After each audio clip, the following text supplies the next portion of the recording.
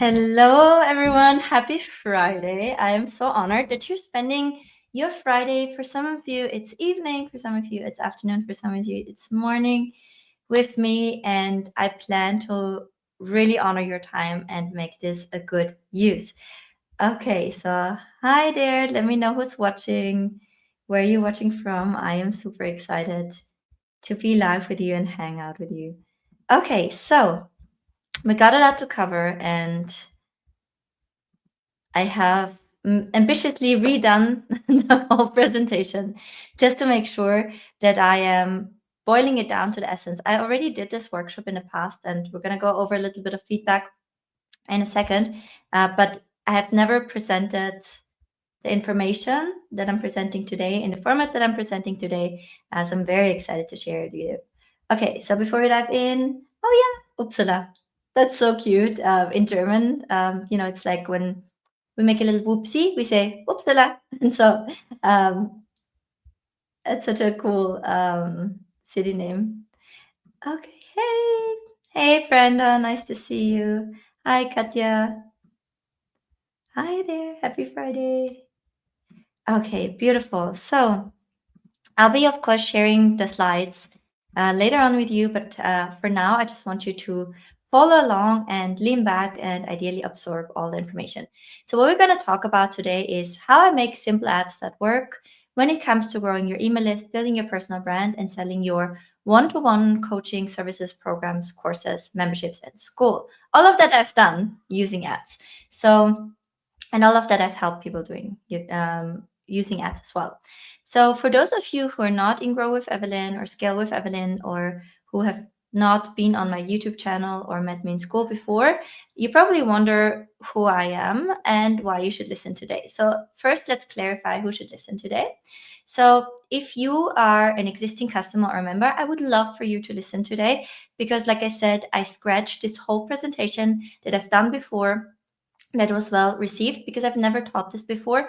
And my goal is always to make this as simple and actionable as possible for you. And the more often I'm teaching something, the more ways I find to really describe it in a way that hopefully, I'm driving it home and it becomes actionable for you because nothing changes unless we do something. So if you are an existing member and you maybe a little bit confused right now, feeling stuck, or even if you're saying, I'm in high momentum, I just want to take things to the next level, tune in. I have something to offer at the end, which I can just share this right now. Grow with Evelyn. It's my membership. I've opened up the trial to celebrate the presentation. So nothing fancy to buy here other than that. But I've really conceptualized this as a training that is also for existing clients, right? So this is really value packed. It's not a long-winded pitch to nothing and then the value is behind the paywall. Absolutely not. This is a training that is primarily also for my existing customers. Now, if you're an experienced worker of any sorts, which means that you are productizing and selling your experience on this earth, may that be as a coach or as a consultant or in a school community. If you're doing it through services, right, because you have learned to grow your YouTube channel and now you're selling editing services like my editor Benjamin, right? If you're having a coaching program or if you're having a community, this is for you. It's also for you if you're having a founder-led personal brand, right? So if you have been observing all those CEOs that basically get themselves an unfair advantage by leveraging their personal brand, this is also for you, right? So this is who this is for: existing members, experienced worker of any sort, and anyone who has an online business where they really want to bring in their personal brand as a lever. All right, so this is highly relevant for you because ads are simple and they are powerful once you understand how they feed and dictate the structure of your business. And so before we further dive in and I share a little bit about my results and my background, I want to make clear that my results should never be understood as an implied claim of what you can make, right? So a little bit of housekeeping. I already told you there's something to buy at the end, which is the free trial of my $99 community Grow with Evelyn. Now let's add some more transparency. I'm sharing my results to basically share that I am a competent person. I've been through this. I've helped a certain amount of customers, a certain amount of people, but just because these are my results does not mean that these will be your results. So your results, they will vary. The examples of the sales funnels and numbers from my clients and from me that I'm giving throughout this presentation, they are examples, and it's here to give you an illustration of how these mechanisms work. In fact, I've chosen myself and these people because these are outliners, right? For them, it worked particularly well, noteworthily well. So your result will vary, and it will depend on many factors, some of which I cannot influence and some of which you cannot even influence. You can influence with the amount of work that you put in. I can influence with the amount of love that I'm putting in these trainings and in my support. But there's also your niche and the market conditions and all kind of prerequisites, etc., that goes into it. So noted results can vary. Noted examples are not to imply any results, but just to basically show how the mechanisms work. Note that this is not financial advice in any form, and that basically it will depend on many things. Also things like your effort, but also things that you cannot influence at all, right? So life and business, unfortunately, is not fair. We're not all starting with similar situations and prerequisites. So it's just important for you to know that. Okay, so now that we have housekeeping out of the way, and if you're an advertiser, by the way, this is so important, and it's just becoming more and more important these days to really make sure that your marketing is ethical and compliant. And this is one thing one of the things in which you can do that is just making sure that whenever you're doing something in your advertising, you're disclaiming it properly. Okay, now I actually did not intend to start this video with Russell Brunson, but yesterday in the morning I was driving to the eye doctor with my son because he needs glasses, and I was going to the car, and he was actually sleeping at my sister's place, just to make it a little bit easier in the morning with getting to the eye doctor, because that's in the city and it's a rush and it's absolute madness. So he was there. She wanted to spend a little bit time with him before we relocating to Canada, and to make it a little bit easier for me to make that early eye doctor appointment. So I had the drive to listen to something, to a podcast, which these days I do very little, right? Just because of so much work. But I saw Russell coming up, and I have, in the beginning of my journey, I did the One Funnel Away challenge, and I actually learned more from that challenge than I did in my whole marketing studies. And, I did have a lot of goodwill. Obviously, I also know that, there are some problematic things and people have different opinions about him. But I thought also, because I saw this graphic, what I wish I could do if I could go back. And I know how difficult 2024 was for the whole online education space, for all the expert businesses. I was like, okay, I really need to tune in, because I have witnessed and I've seen how brutal the last year was. So I personally, my revenue declined by $500,000 in the last year. We still did over 2 million, and I actually exited the year with the same profit as the year before. But definitely, I can see how the landscape is changing, and how things are shifting. So I definitely was interested, and I wanted to tune in. And so everything he said, think about him whatever you want. I've learned personally a lot from him. I think what we can all agree on is that his experience in the field and the amount of insight that he has and the amount of relationships that he has built, just the market knowledge and the marketing experience, is absolutely undeniable. And so when he was talking about these 6 strategies, there were so many things where I was like, oh, this is really completely aligning with elements that I see. And then there were a few things that I don't necessarily see like that at all. And it wasn't only the things that he said, but it's also the things that he does. So if you want to be a good marketer, you first of need to observe a lot of other marketers, and especially competitors in your field as well. But you never want to take what you see at face value, right? You always want to scan, and you always want to understand the mechanism behind, right? What's the purpose of this ad? Why is the copy written the way? What is the intention behind it? And you can learn so much from doing that. So when he was going into this, he started by talking about his podcast that he is now relaunching after careful consideration, right, as the Russell Brunson Show, which I thought was so interesting, because in times when things are tough, he is leaning into personal brand.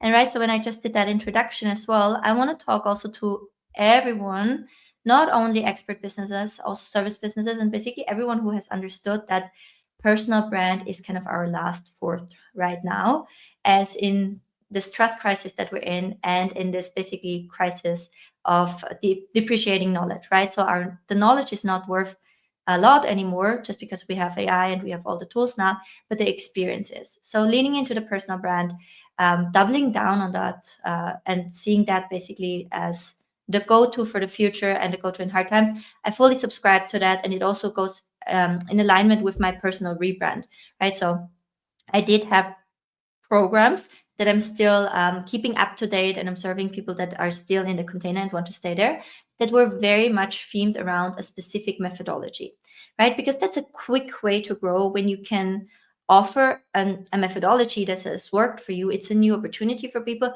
It's easy to sell. At the same time, in those times that we are in, and as people who want to be in their space as an expert, no matter what niche you're in, for the long haul, you have to be flexible enough to adapt your methodologies to changing market conditions.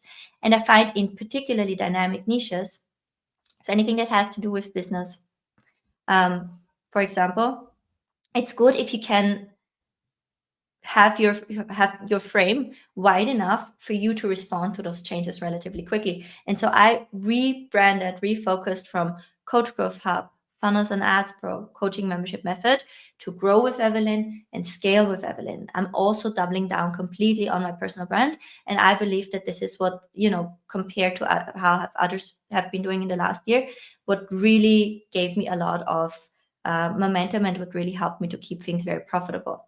Now, he also talked about in one of his 6 strategies how he's focusing on a break-even funnel. So a break-even funnel is basically where you have an offer that is offsetting your ad cost relatively quickly, right? So you can basically break even on the front end, which means that you can grow from the cash flow of the sales that you're generating right away. And again, when I'm looking back at my business, I'm sharing my numbers with you in a second, this has been my main method of growth. For me, it has been self-liquidating offer funnels. But another break-even funnel is, for example, what I'm doing here with the workshop. So I'm having a workshop that I'm running for my members, but I'm also inviting new people. I've been running ads for this workshop. And so at the end of the month, I'm delivering the workshop and I'm combining it with the trial opening of my membership, and with that recouping what I spent to grow my list to fill up this workshop in that month, and then have the monthly recurring revenue and the customer lifetime value after, right? So it's another form of a break-even funnel, and it has been my go-to over those years, and I found it very interesting that he's refocusing on that. Now, he was also talking about refocusing on a core metric in your business. And I found it very interesting that the 2 core metrics that he's refocusing on are the 2 core metrics that I've been focusing on for years: list growth and sales. And so today we're going to talk about how to focus on them in a very operationalized way. And then he also said he focuses on ads over organic, ads over social media. I found that really interesting. And I want to say I understand it, because ads have a different lever. At the same time, it's not ads versus organic. And I have a beautiful example from a gorgeous mastermind student where we're actually leveraging her organic content as ads, and that's really powerful. So I don't think it's a either or, but I think it's a smart combination, and moving away from trying to force organic as your traffic source, as your top of funnel. I have used organic as my middle of funnel. It has been super powerful and took off a lot of pressure. So we need to talk about that as well. And then he shared his perspectives for 2025. And so, like I said, a lot of this really aligns with what I see. And he has, seen now the struggles that the industry is facing, from as somebody who has been in this industry for a lot of times. And so his refocus, it very much aligns with the things that have been working for me really well as an underdog who has been coming up, and as somebody who has now sustained in a really challenging time, while doing a complete rebrand of the business, restructuring legally, rebuilding the team from scratch, moving platforms. So I'm pretty proud of how the year ended despite the challenges. So who am I now? I hinted a little bit. My name is Evelyn Weiss. I have grown my business in reverse organic. So I have a background in Facebook ads. Basically, I worked for a jewelry online store. After I had a back injury, I was studying law, I was working as a waitress. I couldn't do that anymore. And I got into jewelry online store. I had a fashion blog. So I was a little bit interested in online marketing because of my fashion blog. And I always was a writer. So they were looking for somebody to do product descriptions. That was soon boring. I tried to get involved into the online marketing because I thought I knew something from my blog. They gave me an opportunity. I started to study marketing. Facebook ads came around this time. And so I basically ended up in first being a multi-everything website builder, social media, whatnot, and then specializing particularly on e-commerce with ads and running ads for others. And I've had a background in ads when I came into this online education field. And I never intended to be a coach. It happened because the strategies that I had from e-commerce and doing ads for e-commerce on very small margins, they were partially big game changers in the coaching world. Because when I moved from Austria to Canada, I had a big e-commerce project, had a payout. We had just one customer, went from 0 to 12 million and then to 0 really quick. I went to Canada. I started an advertising agency because that was a service I knew I can provide. And I was looking for e-commerce clients, but I couldn't find them. And I was seeing a lot of coaches who want ads help. And so, of course, I said, I want to look at their accounts. And I was like, not understanding how they're just throwing money away because they were so aggressive in their spend and there was no such thing. Like we had offers that would get customers in the doors. So, for example, when I was selling jewelry, we would have an infinity symbol ring and everybody wanted that. So we would heavily market that ring because we knew once we get someone in the door with the ring, they will buy other jewelry as well. They will be on our email list. We can reach this. So the same concept of a break-even offer, I knew that from e-commerce, and it was such a quick win for me to implement it in a coaching world. The same was lead generation campaigns. I knew them before using Facebook forms, and the coaches were mainly working with bridge pages. So that's back in 2020 when everybody had a free Facebook group to enroll high-ticket clients, right? Which for me back then was fascinating. I had nothing to do with this world. Like it was clicking left and right. And they were basically sending people through a bridge page to get them in their free community, and then they would sell in DMs. Very similar to now how we have the free and the paid schools, if that's the world that you're in. But people would pay $10 cost per lead because they would go for a bridge page, and that would be a good cost per lead. With the lead form approach, I could get somebody, a group member, for around $2, $2.50. And so obviously that changed the metrics of their business. And so I came into this world basically first helping coaches with their ads. And I wanted to be an ads person for coaches up until one coach who wanted to do like a case study with me. She ghosted me, but I already fell in love with that idea of the case study. And so I was like, you know what? I should build my personal brand myself and be my own living case study for how to build a personal brand using ads. And so just a little while later, I've spent 1.5 million on that personal brand. I have grown my low ticket online coaching business because up until October last year, I was only selling low ticket. So I did over 6 million euros in sales, which many high ticket coaches don't do, just from low ticket before I've launched my first ever mastermind. Okay. And at that point, I had over 30,000 paid subscribers that I generated with ads for memberships and communities. I had over 59,000 customers. And like I said, over 6 million in revenue. And I have basically grown in reverse organic. So when I was playing the school games in February and we were competing in the first ever games, that's a business competition by Alex Ramosi and Sam Ovens on the platform School, for those of you who don't know it. We came second, Jessa Bellman and I, with $81,000 in new monthly recurring revenue generated on the platform. And everybody was checking out. Andrew Kerber was making a tweet about it. It's like how this lady, did that with zero audience. So what he didn't know was I actually had quite a bit of an audience, but my audience was an email list because I prioritized that. So I was basically building my personal brand from the beginning very closely around my offer and very much de-risking through the email list.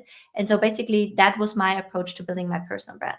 And so like you saw, this is outside of school. And then obviously I also started to add school to the mix to de-risk further and not be too dependent on Facebook ads. So like I said, this is all driven by ads, really to the majority, but I became very dependent on Facebook alone, which is why at the beginning of last year, I was like, I need to change something, need to double down on becoming independent on my platform. So I really put in more effort on lead generation. And when I say lead generation, it always equals email list growth and diversifying from the platform. So that's when I also added being more serious about YouTube. I first had a podcast and then a lot of consultants, and eventually now I'm doing YouTube consistently with the email list in conjunction and school. So I added that to the mix. And now I am, although I'm still running a lot of Facebook ads, I'm pretty independent from the platform. So if I would lose my ad account again tomorrow, I would not be scared.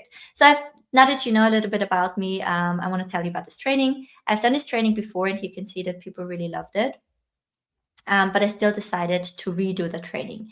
And so I just quickly want to see if anyone is watching who has watched the last training and can still give me like a shout out for how they found it. Hey, Gio.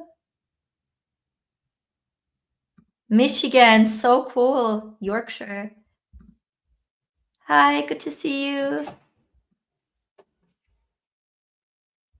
Hey, lovely. We haven't talked in a while.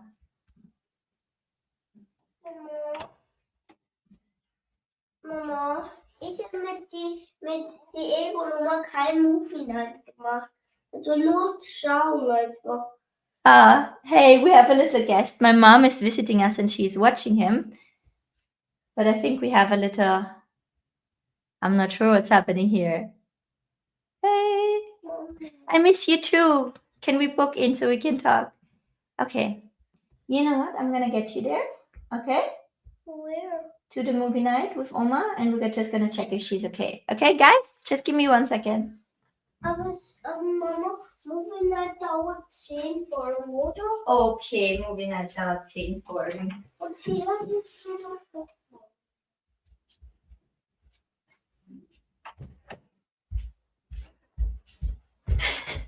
My mom made the mistake that she went to the washroom. Thank you guys for the patience. Okay, so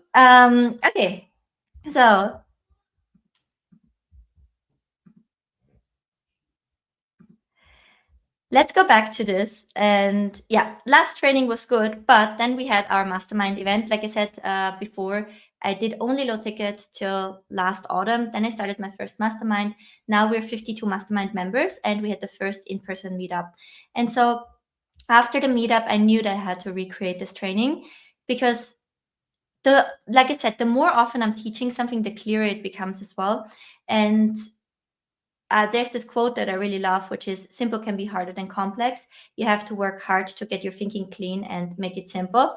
And my goal is always to make things simpler, because the simpler they get, the more actionable they also become.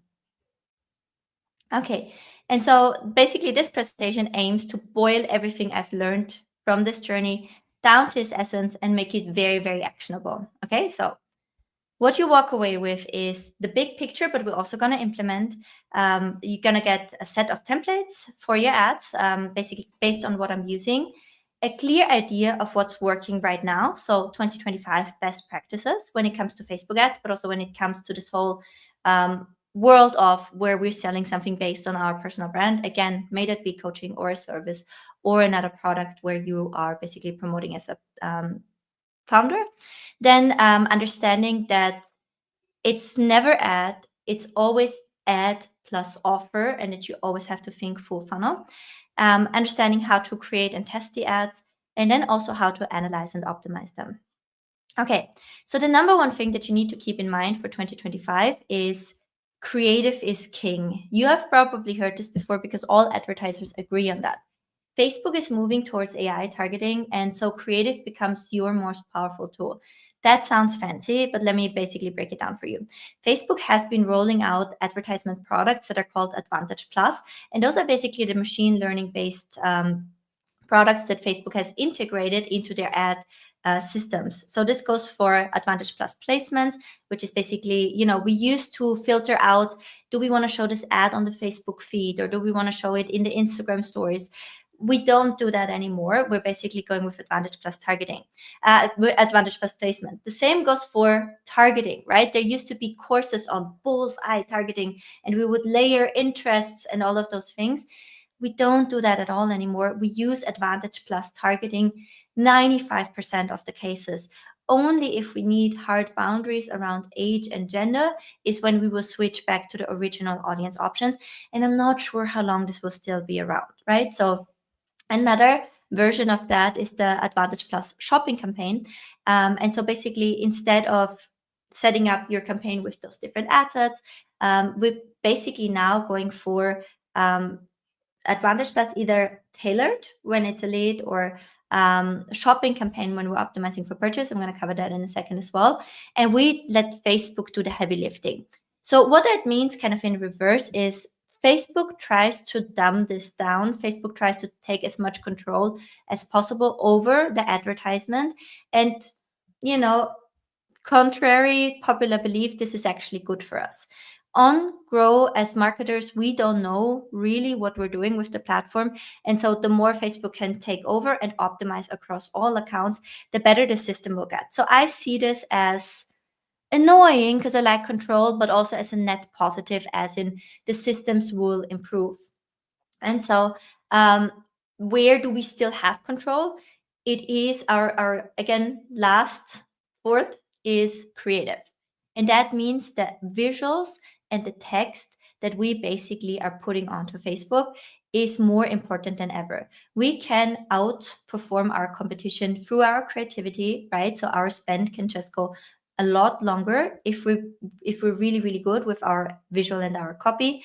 We can use our visual and our copy to validate the messaging for our whole funnel and pull that across the funnel. That also means not only the funnel, but we're talking about personal brands, right? So that means we can use our ads to clarify our positioning. When I was repositioning Grow with Evelyn, I tested different angles for what areas of my expertise that I can package and monetize is most interesting for the market. So I used Facebook ads to go into different directions. I have a ton of experience with membership. I have a ton of experience with email marketing, ton of experience with ads. I have done self-liquidating offer funnels, right? So I tested all of those different angles. And basically the market response based on the ads that I was running was super clear that people want to see me plus ads, right? And that's why also this workshop, right? My basically break-even funnel is centered around ads, because I saw from the market response when I was running direct ads to my school community that that's what the market is craving for me. And so you can refine your positioning, your offer, and your funnel with your ads first. And that saves you a lot of time, especially if you're a personal brand and you're building content, because you know the direction in which you need to build to have the biggest lever to monetize earlier rather than later, right? And ultimately, for those of us at least that don't want to have an influencer business just yet, right? Because there's a way to grow into that and afford that. It's nice to be able to build along being able to monetize, and the ads allow us to find that out. With a solid creative testing routine, we can scale up. I have a lot of members in Scale with Evelyn who've done really well writing on one or two creatives, right? But they also wonder why they cannot scale with their ads.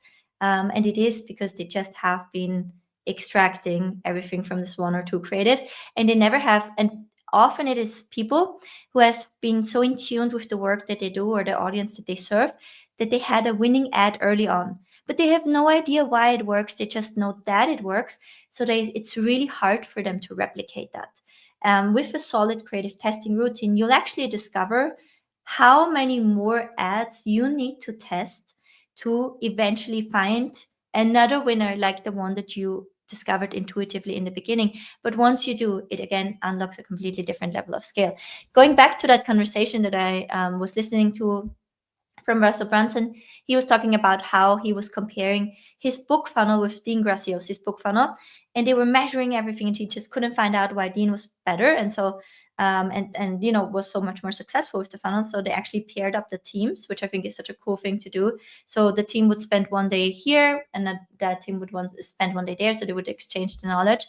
And so Dean comes from the infomercial space, and they were just testing 10 times more ad visuals than Russell's team, right? And so that was true years ago when he launched his .com secrets book, and it's still true right now. We just tend to forget about it, and we tend to get complacent when we're having an ad that's working really well for us. That's why we need a solid routine, and that's the way to scale up in 2025 and beyond. So the good thing as well is when I was finding my winning message for this workshop, I tested different angles, and what came up as my winning angle is actually that the simple image ads. And so that's really interesting because I've built the majority of my winning ads using just Canva templates and image ads. And I realized that that's a real advantage again in the experience that I've gained, because people think that they need to have a lot of variety with video ads when it comes to scaling, which they're reluctant to do because they're significantly harder to do than an image, right? But we can actually validate the winning message and find, what works for us, and then create winners with images. And this goes a long way before we eventually create video. And when we do create video, because we've validated it first, the chance that we find winning videos where we then just have to change the hook in the beginning visually and what we say is so much higher, right? So we can just, when we're testing the way that I proposed to you in this workshop, we're just so much more efficient in our creative output. And remember, creative is king. It's the only thing where we can really make a difference for ourselves when it comes to the ads, other than just getting the basics right, which I'm also teaching you in here. So why do you need to run your own ads, right? I get this all the time. People are like, Evelyn, can you not just recommend like a good person, and can I not just outsource it? Well, I used to recommend a few media buyers that I've been working with in e-commerce for years, and I absolutely stopped recommending them or any media buyers. And the reason is that when we're looking really at the heart of it, there is just a fundamental misalignment in the incentive between a media buyer and an agency. And I can tell you this so transparently because I've been a media buyer and I had an agency.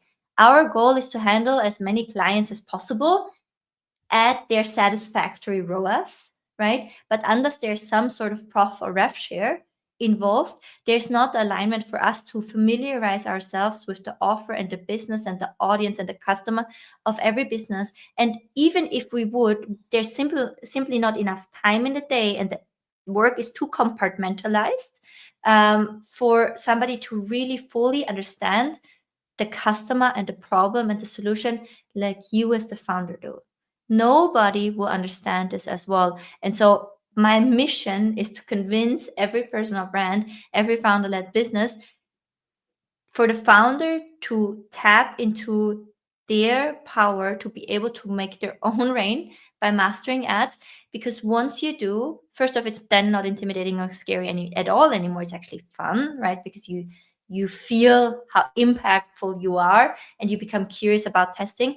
But the other thing is that we can never train someone to the point and to the knowledge, and we can never have that same level of motivation for someone to do your ads, to do the ads as deliberately and as carefully and as creatively as you would be able to do it. You know your offer best. You know your customers best. You know the market best. You know your product best. You will be, when, for example, when I saw that interest through the ads, that a lot of people want me to do ads mainly in Grow with Evelyn, I was able to shift that community so quickly because I'm making the product, right? I'm the founder. I'm really, really close with it. I have a lot of impact. I can steer this ship the quickest to respond to where I'm actually gaining the most traction. And I love this quote that says, it's not the bigger fish that eat the smaller, it's the faster fish that eat the slower. So if you want to be a really, really fast fish, which I'm convinced that you need to be in this market, then being on top of your ads and knowing exactly what's going on and being in the creative process is key for you. One thing that Russell again said in this episode was he was doing ads recently for 4 hours for his prime mover funnel and for the other funnel. He is the founder, right, of a business that was offered over 100 million for exit. He's so successful. He is sitting down and he is writing the ads because nobody could like him, right? And I want the same for you. So you are also the only person who can adjust that positioning. And I know that if your eyes are on the data and if you're seeing this, you're overall making so much better decisions for your business. It's a clarity tool for you. So I want to empower all of you to run their ads, right? Not just that the ad agency can't rip you off.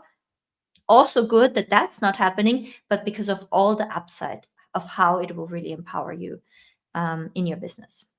Okay, so we talked about all the things that I agree with kind of when it comes to that video that I watched. Now, the one thing that I disagree with goes kind of back to what I said just now. Nobody will be able to make ads like you do. And so one of my beautiful mastermind students, she actually did a huge favor and she did a guest talk in the mastermind. She has built her audience on Instagram with viral reels. And so we have ads directly to a deadline funnel with her. It works really, really well. And basically, we're just using some of her best organic pieces and we're just putting advertisement dollars behind it, right? So I don't think that we need to pull back on socials, but we just need to understand the role of socials better in today's market. The role of socials is to be a testing ground for creative, right? So we can basically, it's like a pre-run for creative. The more we can post on social, the more ideas we have for advertisements as well. And our advertisements, they should feel like organic posts, right? As well. And on the other hand, I mean, if you're Evita and you can grow from your reels, that's amazing. But there's still another kind of piece that's missing, which is the nurture piece from there. And there, I think, again, the socials are really good, and especially YouTube in combination with email is really, really good to close that gap from I have someone's awareness, I have someone's email address, to basically making them convert. So it's not paid versus organic. It is about who can capture the attention and convert attention in the most effective way possible, right? So that's the game we're all playing. Who can grasp attention, right? There's many TikTokers who have been brilliant at this, and there was 19-year-old kids that outdone all of us on it, but they couldn't convert, right? So, and then we are here able to do the conversion maybe, right? But we just don't know how to get attention in today's market. And that's the thing that we need to marry. It's the hooks, the attention grabbing from organic, right? It's the short, punchy ideas that we need to marry with the conversion elements. Okay, so another reason why this is so important is because I have a lot of creators, right? And a lot of founders are first looking into becoming more of a creator when it comes to building a personal brand for their business. I want to make a strong case for still start this journey in reverse organic like I did. The reason is that many creators have grown great at getting attention, right? Because they focused on content first, they are so good at that game and they have amassed an audience typically based around what went viral, what got them traction, right? But I hope naturally you can see that when you're just leaning into what the algorithm wants, there was this season where it was really popular to just hold up those big signs with like an inspiring message. Can you see how that the path from that inspiring sign to actually selling your course or selling your editing services or whatnot, how that's a very long path, right? So a lot of creators are in that trap that they have huge audiences, but they don't know how to monetize, right? But they've built a lot of goodwill, so they scramble, so they eventually come up with an offer because they've built up parasocial relationships and so much reciprocity. They're able to sell the offer, but then they also have grown to be a creator first. So when now people are coming in, it's the first time that they're delivering. But now they have an audience size where they deliver at bulk. And first, people will be disappointed because if you're not growing around your offer with the ads and your brand from the inside out, it can overroll you. If you've never had a community before, if you have never delivered a course or a program before, of course you're not going to be excellent. And then imagine if that's an astronomical amount of people who have been following you for years, who are hyped up about that thing that you offer, who finally can give you back and reciprocate. And now it's a little bit of a letdown. So what we see typically happening is high churn, right? And then we see the kind of death spiral of the organically grown personal brand, because then it's like, oh no, people are churning. I need to create more content around my offer to get more people in. And then they start to change their content on the front end, which is why people love them in the first place. And now people are like, they're a sellout, their product is not good, right? And so the whole kind of goodwill that they have built up is turning around on them. I've seen this now so many times, and it's just something that I want to make people aware. You need to prevent this. When you're putting years into building your personal brand on YouTube. I'm glad that I can do it from a place of I'm reporting on my experience of how I've worked with my clients. Everything I teach and say is very closely related to my sale, right? So my path from what I'm saying here to converting there is much, much shorter. And I'll never come across as a sellout, right? Because I'm very genuinely just reporting on what I do on a daily basis. There's nothing manufactured. And I had the grace, I had the beautiful conditions, the privilege to grow my offer and personal brand with my client base. So I wasn't overrolled. It was a clear beta with very few people when I still needed to shape it. And even now I'm able to calibrate that much, much better. So we need both. And if you are a bigger personal brand, right, use the ads to validate your message. Use the ads to validate your offer. Don't use the socials and the YouTube ads that you've carefully cultivated and curated over years to run experiments. Not only because the damage you do there is potentially so much bigger, but also because it will be so difficult to correct course. Very nice person, played the school games, similar Death Spiral situation kind of thing.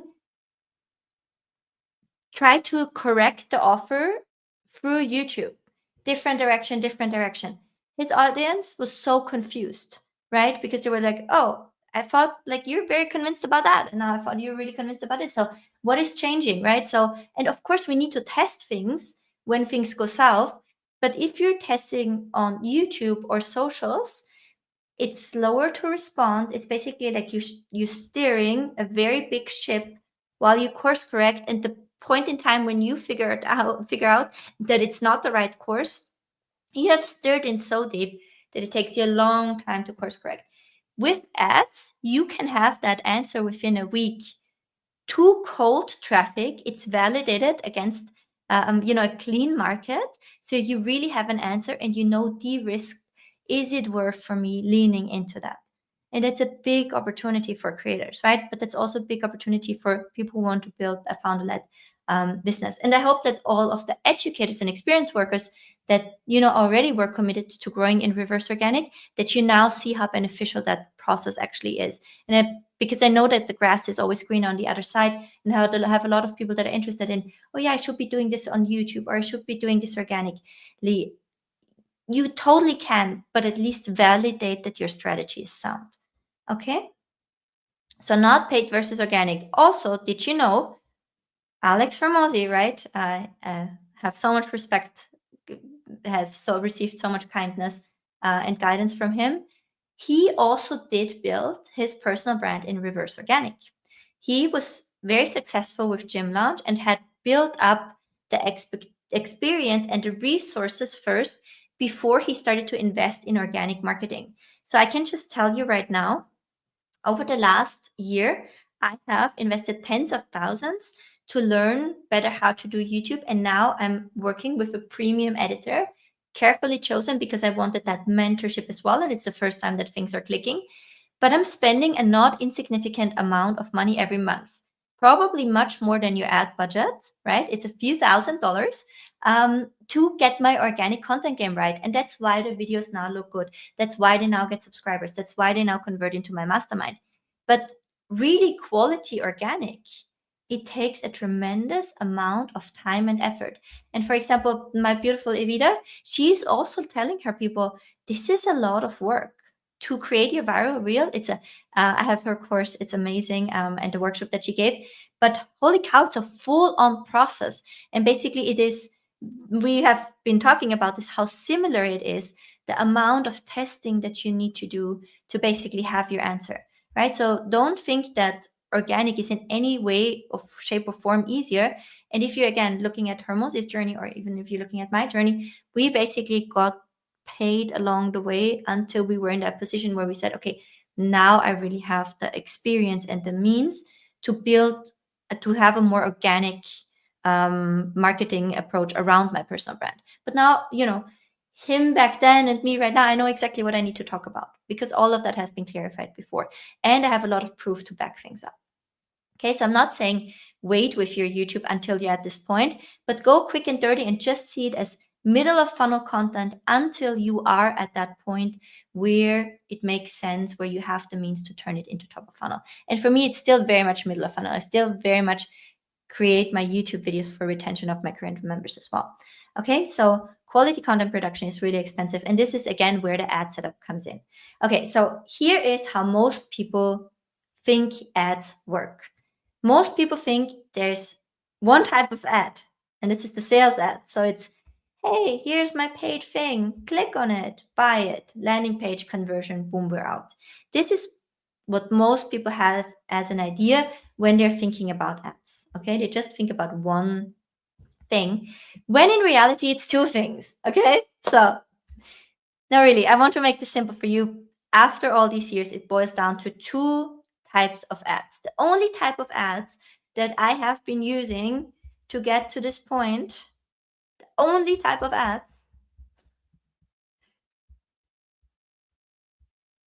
is leads and sales. Okay, so the only type is leads with instant forms on Facebook and sales. Okay, so actually, if we're taking a closer look, these allow us, because of what they're good for, to actually create 7 types of ads. Okay, and so I want to go with you through this. This is your ultimate cheat sheet. Take a screenshot later when you download the presentation. This is the slide that you have to find again. Okay, this is your roadmap for ads. When you understand this, you understand more than 90% of people. Okay, so leads with instant forms. Very important. Leads with instant forms, which means where there's a form popping up on Facebook, we're asking for the email. We can use the thank you screen of that form to send them to another place, like our YouTube channel that we can grow, like our Instagram that we can grow, like our free school community that we can grow, like the invitation to book a free strategy call, right? So that's that format. So what we can do with this is we can build an email list. This is how I have built my email list. I have it now in 2 places. I'm leaving ActiveCampaign behind, by the way, and I'm going all in on MailerLite. Best tool, ActiveCampaign, very buggy, very expensive. I have combined on both places an email list of over 60,000 people. I have grown it mainly with this one ad format, Facebook ad with lead generation form with a tangible strategic freebie. Now we can use that very same format to also fill up live launch events. Now, what is a live launch event? Something like what I'm doing here, a workshop. It can also be a masterclass. It could also be, some sort of pop-up training that you do with them, or it could also be a multi-day boot camp or challenge, etc. I've done quite a few of those. They're super profitable, but they're also way too much work for my sanity. So, but that's the same ad format. And what we can also do with them is actually grow a free Facebook group in the most efficient form possible, because we should always prioritize email. So that's actually the trick that allowed me to enter this industry, is strategic freebie, filtering the right type of person for your free community, having them opt in to get the freebie. Now you have their email on the thank you screen. You say, hey, by the way, since you've downloaded this, I know you're interested in that, come join my free community. Now the same trick exists for school, right? Because there's a lot of people in school who've just translated over that group model, right? It's just something that's in the online education space, works really well. But there's a different conversion event. So now we're in that second type of ad, which is the sales campaign. And the sales campaign, when you're setting it up, you can optimize for a specific conversion event. Okay. And so the conversion events that you need is the following ones.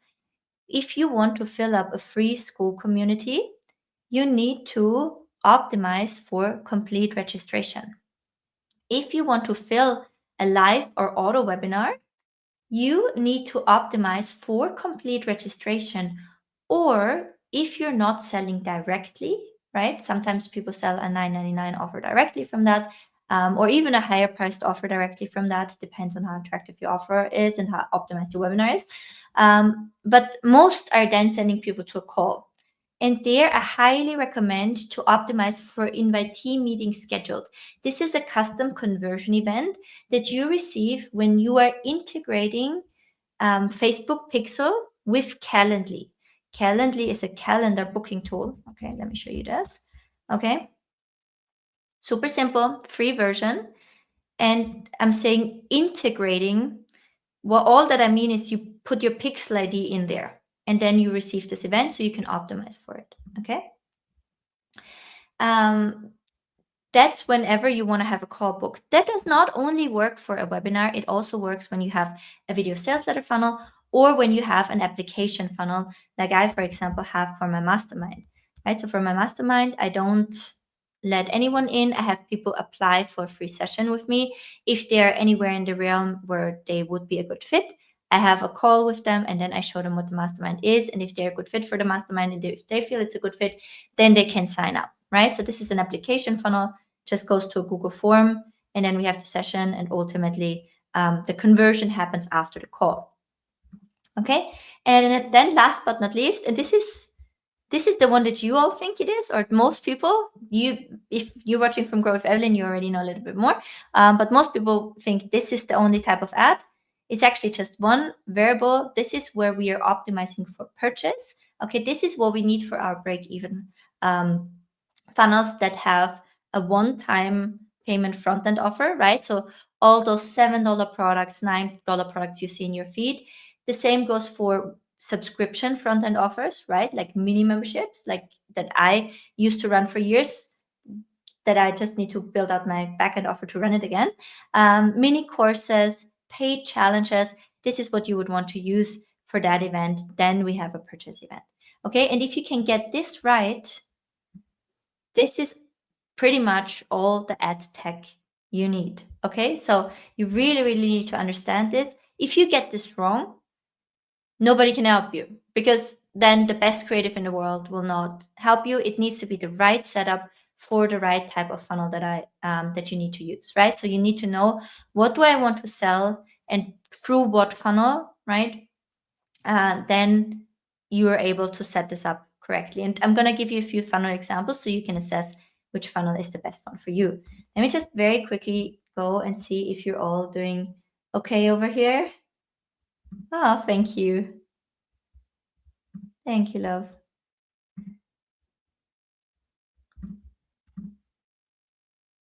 I know. Don't get me started on how fast the time goes by. Okay. What if the mini membership has a 7-day free trial? It's still a purchase event that we're optimizing for. So that's the same event. It's an excellent question.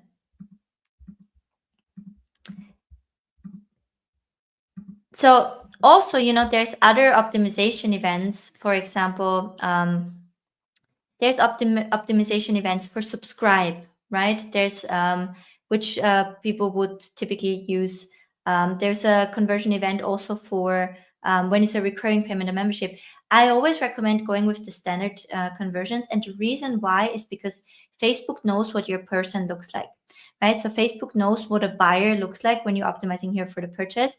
Facebook knows what somebody who schedules a meeting through Calendly, which is the most popular calendar tool with the highest show up rate, what they look like. I have a lot of Go High Level, White Level users that are like, can I not just use my Go High Level? I don't recommend it. We have much better conversions and show up rates here. And the complete registration is it's just when you're having a webinar, right? But even often when we have a dead webinar funnel, we can revive it by actually just switching to this event. Okay, so these are really the ones that you need to know. Now, these are all the strategies, really. Like, these are all the funnels. Whatever secret system somebody has been selling you or offered, it's a variation of these, right? You can tell me this person, if you can say Ellie Jerk, I can say it's a break-even funnel. We're optimizing for purchase. It's a front-end offer, and then we're selling in the back end at the end. If you tell me, I don't know, NX Single is doing a similar one. What was the name of the live launch lady? So there's, any offer you can think is in one of these buckets. Any system, I've now seen it for 5 years, 99.9% is that. The rest is they teach you how to sell in DMs. Okay, that's it. There's nothing else. It doesn't get more fancy. You just need to develop the eyes to say, what system are they using, right? So are they doing email list building and email launches? Are they doing live launch events in what form ever, right? And so your workshop and masterclass and bootcamp and challenge is all the same, more or less, right? From how it works psychologically. Are they doing a community ascension, whether that's on Skool or on Facebook? The same is actually very closely tied to DM sales strategies. Or are they getting people into a webinar or VSL, right? And if they, by the way, this is maybe an important one. If somebody is selling directly from a webinar, so people immediately check out, you can test if it's not better for you to optimize for purchase right away. So you'll get higher cost per registrant, but you might see higher sales. So that's a case where I would split test those two conversion events against each other. Same with VSL funnels that go to a paid offer, right? And all the other ones is basically operating based on a sales call or the direct conversion, right? And the direct conversion funnels here that work for our industry is basically front-end offer, order bump gets you the average order value, and then there's a thing that we're selling on the thank you page. And either it's a continuity, right? So the customer lifetime value is done because people stay month after month, or it is a payment plan of a mid-ticket course, and that's where the customer lifetime value is coming from, or it's a paid call that leads into a higher customer lifetime offer, right? So these are typically the funnels. And I just want you to develop the eyes for it, because then you are able to replicate any funnel that you see and that you like. And you don't have to think, oh, it's a new system or it's groundbreaking. The truth here is all of these work. I've done all of them, and all of these work. It's at one point really a matter of preference and how you want to match your funnel with the life that you ultimately want to have. All of these strategies work. The thing is that usually they don't work at the first trial, right? So the first time you tried it, they typically all fail. And when I had created my first funnel, it failed. And it actually took me over 30 funnels to make the funnel into my first membership Funnels and Ads Pro work. But when I made it work, within less than a month, I was up to 100 members, right? That's the big dream of one funnel way. But the thing is that you need to work them to make them work. So what does that actually look like, right? So I remember I told you I want to make this as tangible as possible for you. It means that you optimize, you pick one funnel, right? The one you like for whatever reason. Because Evelyn does it. Is a good reason, right? Because it's nice if you can just follow along somebody trialing things.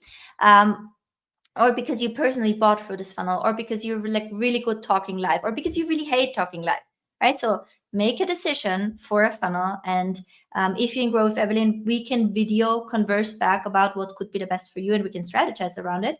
Or you can ask your peers as well. But once you have said, okay, this is the funnel that I'm using, you need to optimize it front to back. And here I'm showing you the template that I've created based on what we're tracking for my Almost Evergreen workshop. This is my enrollment vehicle. It's a live launch event that I've combined with list growth, right? And I made it as short as possible so I stay sane. But basically, this is the funnel here, this graphic. Okay, it's a little bit small, but don't worry, you get the presentation, so you will be able to zoom into this.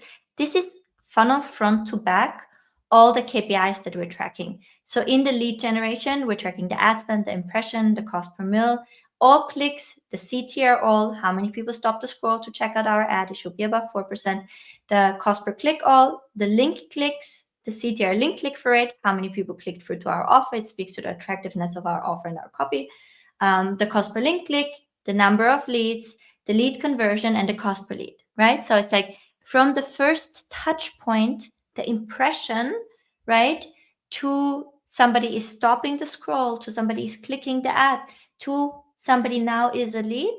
We have all those numbers broken down in a funnel so we can measure and we can optimize, okay? And after that, it continues, right? How many people are opening the Everything I Do email, how many people are watching it in replay mode, how many people are opening the live emails, how many people are opening the nurture emails, what's the conversion rate from the Skool waitlist to the trial. Now I actually will pause my waiting list because I got the info today that I'm placing high in discovery. So now I'm actually getting so much organic traffic from Skool, which is a luxury problem to have, that I don't want to do waiting list anymore. But at least, we'll have the free trial offer. So waiting list will very likely go away. But it's a good vehicle if you don't have that.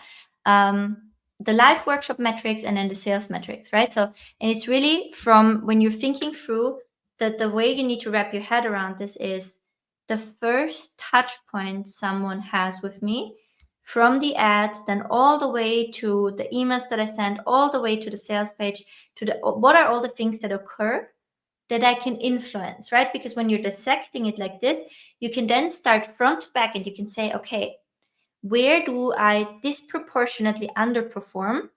What's my hypothesis as in how I can influence this metric in a positive way, right? And once you have upped it to a reasonable amount, you can move further back in the funnel, right? And so different points will have different level, but it's typically a very, very good idea to optimize front to back. If not even enough people are stopping the scroll to see your ad, when you can solve that, it will trickle down all the way to all the other KPIs in your funnel. So that's the baseline. Remember, all the funnels work, but you need to map all of them out in this small granular degree, okay? And it's something, you know, that you would really want to solve, as in, okay, so all the numbers on the ads, these are pretty much always the same on both of the campaigns. And then what is happening with the process after, right? So when you have a webinar, you will have different metrics as in when you will have a self-liquidating offer funnel. That's what you need to know. This is how you make a funnel work. The ads are so important because they're the entry point of the funnel. And basically they will be able to fix other things in the funnel as well, right? So when you have the right messaging, because you tested it, you're not only getting cheaper clicks, right? But you also have pre-qualified them more and you're getting higher conversions because you're offering the right thing. So it's your biggest lever to making your funnel profitable, because it's the earlier funnel stage that has the higher impact, and you're validating the messaging, right? So what I just said about the disadvantage that content creators who have slow response audience setups, the big disadvantage that they have is that feedback to their hypothesis is really, really slow. Feedback to ads is really, really fast, and you can actually also do it with a really small budget. Okay, so here you can see from the spreadsheet to the ad account, what does that mapping look like, right? So here we see the ad spend, amount spent, impressions, right? I don't have it here on the thing, but all clicks, CTR all, right? CTR link click-through rate, number of leads, the cost per lead, right? So it's all in there. This is where you can get those numbers out. And this is what you want to optimize first, because it will inform all the words and all the positioning of your offer in the funnel later down the line, okay? Now, if you're feeling completely overwhelmed after seeing this, you're healthy and normal, and that's fine. I just want to break it down a little bit more for you, okay? So if you are a complete beginner and you never ran an ad before, I want to teach you what I've been teaching people for years, because this almost never fails, okay? So you basically, and if you can grow with Evelyn, this is something you should have already set up. It's the list building course, but I'm also going to walk you through.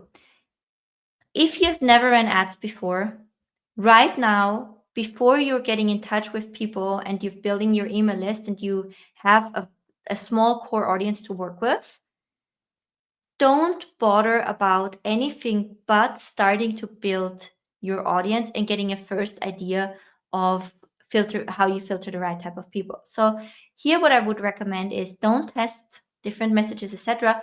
Put all the thought that you have into having a clear vision for that first offer that you ultimately want to sell.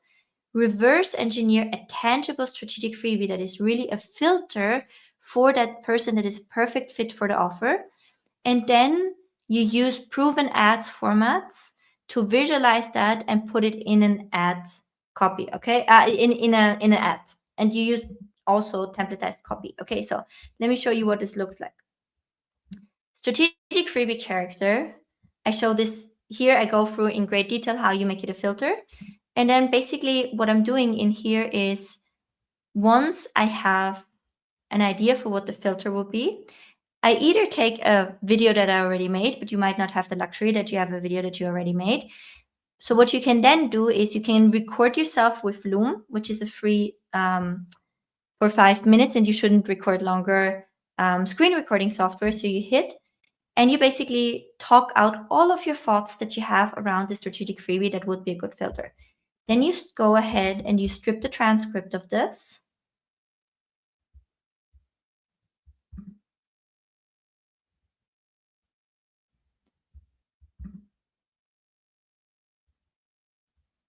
Okay, so this is a random Loom where I gave feedback.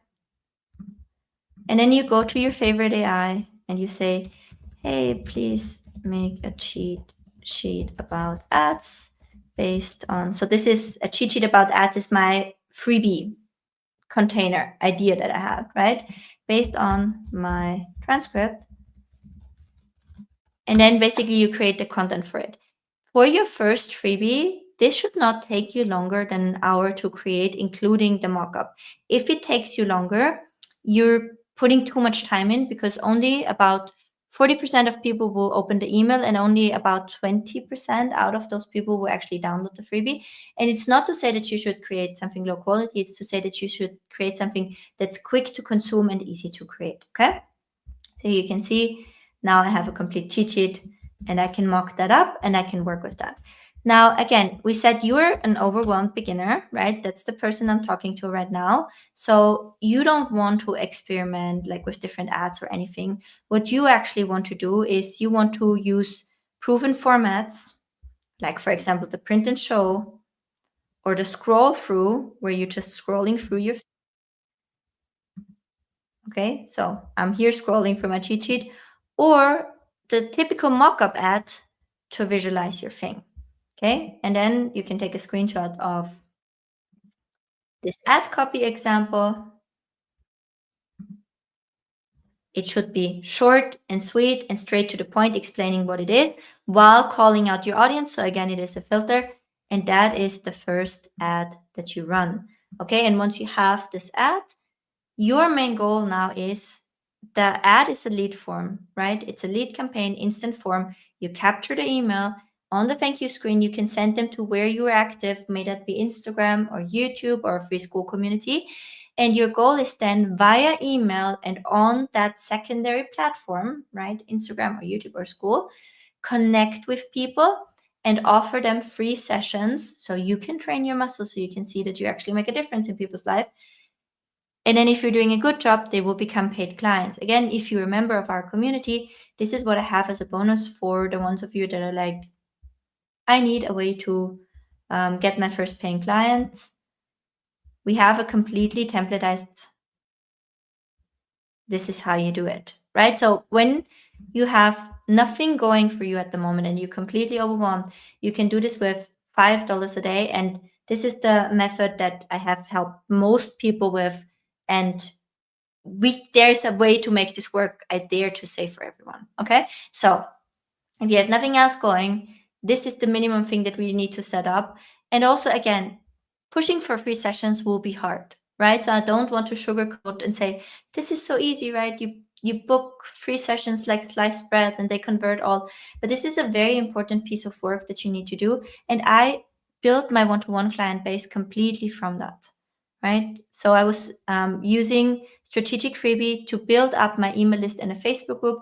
I'd connect with people in there. I'd make offers multiple times. Hey, you want to have help with your ads? We can jump on a call, etc. And then I would just flywheel up my way and I would say, hey, yeah, I was just on a call with someone. I helped them with their ads. So here's the takeaways. If you need help with this, like, let me know. I'm doing free sessions, right? So in the beginning, you just have to, in my opinion, work a lot for free until you have so much demand around yourself that naturally it progresses into a paid. And that's not easy, right? But keep having that flywheel of I just helped that person, I just helped that person.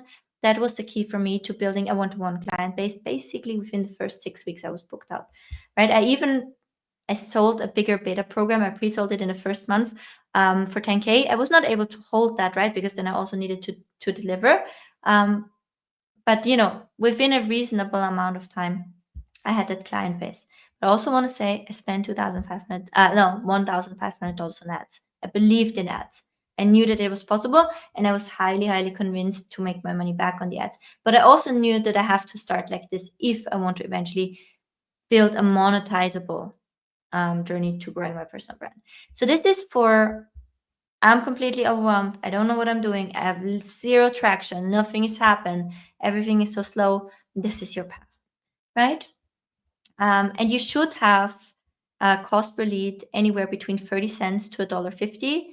This will depend on your niche. And like I said, I've built my whole audience like this, basically in reverse organic, because here you can see I have 40,000 followers on Instagram and now on YouTube around 16,000. The majority of my Instagram followers just came on the back of the ads. And I'm just now, again, hiring somebody to repurpose content and getting into the game and getting Evita's help a little bit, which I think is exciting. But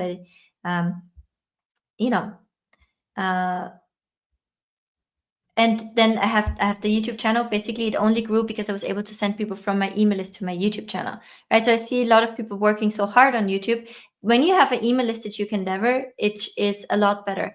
And I also noticed it because when I was in the mastermind event, I couldn't send an email to my list within the first hour of publishing the video, and it was 10-10 performance. And it didn't pick up because when I'm sending the video to my newsletter, my people watch it, YouTube has a better idea of who the video is for, and you get this organic after push. So a lot of this I actually also attribute to the ads. Okay, so this is your list building funnel. This is what it should look like. I showed you the different formats: print and show, scroll through, or a mock-up. I love to teach this because it's very hard to mess it up. It's exactly what I've done to kickstart my audience growth journey. I relatively soon introduced a self-liquidating offer as well because I had a good idea. But again, that's not always so easy. So at the moment, I love to teach this workshop setup because for a lot of people, it's actually easier to convert on the back end of a workshop than it is to create a self-liquidating offer that converts. The downside of this strategy is that you really have to be consistent with your emails. So if you check out my YouTube channel, I recently did a lot of videos around email marketing. And in one video, I also shared how slow it was to get the first sales, but it compounded like crazy. And now email is the most profitable channel of my business. And it's also the most securest one. So that's the crux here is people have to really, really stay consistent with it. And they need to put a lot of love and heart and brain into it so they actually connect with people, right? So that's the crux of it. But what I do love about it is, other than on posting on social media, I have control about the people that I reach, and I don't have to shape my message to please any algorithm to reach people. I can reach for free, and I can solve the problem with enough brain and heart, basically. And that's what I really love, because on other channels I really feel out of control, and here I am in control. I can influence the impact of the email and of the piece of communication. Okay, for some people, it can be really hard to see it through. So when they don't see the results from the email quickly, they either turn off the ads too quickly or they just stop sending emails. Then the leads go stale. Then it was a, not so good effort for us. So that's just my biggest encouragement. If you're at the beginning of the journey, you can do this. You just have to be consistent, but you have to be consistent with anything really, right? If you want to eventually get to similar numbers like I did. In my opinion. Again, individual circumstances as well. But consistency, I deeply believe, is one piece. Okay. Now, the other thing that's kind of crazy about this is how few wildly successful creators are doing this. So most either are so successful that they're just sending people for landing pages and they're just okay paying $5 or $7 cost per lead. Okay. Or they don't do any list growth focused ads at all, because their direct response efforts are working so well. And what they are missing is the long-term profitability in their business. You can actually also go to Alex's channel. He made a video about regretting introducing emails so late into his business. And I think a lot of currently successful people, they cannot reach that next level of profitability in their brand because they're missing email and they're missing that consistent lead generation, right? So Facebook ads work very much like a funnel. When we're going back to those two campaign objectives, this one is harvesting the low-hanging fruit, everyone who is already in market for a conversion. conversion. These are the conversions, right? This one is going after leads, prospects, people potentially interested. So these need to be nurtured, right, to eventually convert.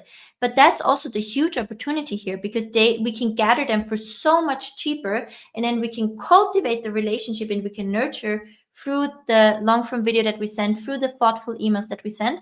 So, we can basically get the contact for a lot cheaper, and just by being consistent, we're getting them ready to convert, but we didn't have to overpay for it like our competition. And that's the big kind of long-term lever that Ema can create. Okay. The next funnel that I typically like to teach people after this is a launch funnel. And here you can see I used to do multi-day launches. This is a dashboard where I documented every step, so you can see all of those little, these are videos, these are tools. It takes at least a month to 6 weeks to prepare your first live launch event. And while they can be very effective, it's very similar to with the funnels, right? The first time, usually the first time you try, it's not so successful. And the problem is that, and by the way, my first launch was also not successful. It was a complete failure, and I ended up selling some of the replays, and that was it. But I did have the dedication to try it another time. Unfortunately, a lot of people after their first launch didn't work. They're like, okay, I'm never doing this again. So this is also why I now pivoted to shorter launches, not only for myself, because I want to do things that are repeatable for my average student. And so I think a shorter, like a 1 day, 2-hour jumping on live to educate, like I'm doing right now, is a lot more sustainable for people than doing all of this, because there's not so many moving bits and parts. But this also works really well, right? I have a step-by-step template for it. And again, the ads that we use for this funnel is a lead generation campaign, but this time, instead of the freebie, we're advertising the free challenge, the free bootcamp, the free workshop, and I'm going to show you my ads in a second. Okay, so then we have the direct sales funnel. This is what this looks like. So I also used to teach a lot of SLO ads and ads directly to the membership. If you're a member, you have access to all of these trainings. And basically, these are now the sales campaigns.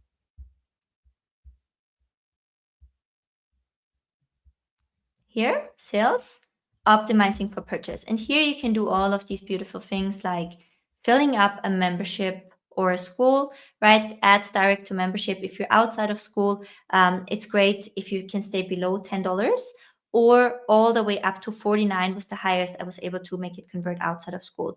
Schools convert higher, and my belief is because school uses Conversion API and Facebook is domain intelligent, same like with Calendly and the invitee scheduled meeting. My hypothesis here is that schools convert better with Facebook ads because of the Conversion API integration, and Facebook knows what a school buyer looks like, and that helps the algorithm to put your ads in front of the right type of people. Now, self-liquidating offers, right? So this is a mini offer like a digital product or a course or a template or a bundle or a paid challenge. And then, like I said, also the mini membership, right? Here we need the order bump to add average order value. So let me just show you if I can. Okay, so let me see. I'm currently reworking all of these, so it's not a lot that's up. Yeah. Okay. So for example, this was one of my best self-liquidating offer funnels. So basically, that is teaching people how to create a coaching planner, a digital planner, like a workbook for their programs that they can also sell as a front-end offer. And so people come here for $7, and then they have the order bumps in the checkout. And I used to sell on this. So this is adding my average order value, right? So this is how I can afford spending $23, $28 on a $7 purchase, because this adds my average order value. And then on the thank you page, we have a one-click upsell into my paid membership. It was back then. Currently, I'm working on a course that I can later sell there with a payment plan, right? So that's basically a self-liquidating offer funnel. And if you're having a mini membership, this page is just replaced with a $7 recurring offer. So it's the same principle. Okay, so this is sales campaign direct for purchase. And here you can see the type of ads that we run. So the type of ads that we run is basically mock-up ads again, right? So we're mocking up, we're making it tangible. You can see those here. And here you can see different messages. Lifestyle ads work quite well. This was one of my winning ads just from my balcony. preview ads where you let them peek inside the program. This was a video here. These are results-based, right, or testimonial-based. Also, gamified ones worked really, really well for me. This is a retargeting campaign. So here you just want to reiterate what it is and let people know to come back. Again, when you have the presentation, you can zoom in. I also have videos with these for you guys. And then just breaking down things from within the program. So here you saw a course within Growth Evident. I pulled out the same here. And again, so mock-up, lifestyle, and again, these are different types of scroll through videos. So all of these are pretty simple to create. And that, like I said, the waitlist one is the one that I'm currently running, and it's a sort of live launch funnel. So here I didn't show you an ad. Now I can show you what the ads for these look like. So we like to test with those really simple image-based ones where we just have the message. And when we see that a message works, we can just pull it over different formats, right? So here, this is like a lifestyle one. This is a meme one. Here, I just took a screenshot from what we'll actually be covering in the workshop. So there's a lot of different formats that you can then use for live launch or workshop. And then another one, right? So we said book a call. So this is where we have the invitee scheduled call. Whenever we're sending people directly to book a call, we would want to build. So this is also the type of format that I would use for a webinar, etc. Right? When we are promoting a call, we want to reduce risk as much as possible. So I love to work with an image of us, right? So people already see, oh, this is us. And then it is a lifestyle image, right? And we want the image to convey our values as well. So I particularly did pick a very grounded one, a not girl bossy one at all. And basically had proof in my copy and was just very, very straight to the point. This works a lot with being upfront and building a lot of trust. This is also why my call conversion, I have done a qualification process, but my call conversion rate is over 95%. Also because of that, right? So I'm very clear all the time that it's a paid offer. People know the price of the mastermind before they even apply. The call is actually not a sales call, it's a real consultation call. And I say, my goal is to give you a scale plan to walk away with. And if you have any questions about the mastermind at the end, I'm here to answer them all, right? Because they already know the price, right? So there's nothing for me basically to sell. I basically just see as in, we're doing this session, I show you what I can do, right? Or I show you how I would grow your business.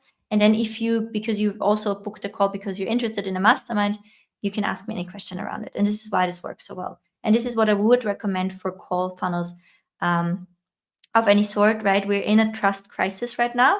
So anything you can do to evoke trust is really, really helpful. Okay, so now that we know all the funnels, where do we start? Let me just check in quickly with you. Oh, sorry. I didn't see it. Thank you so much.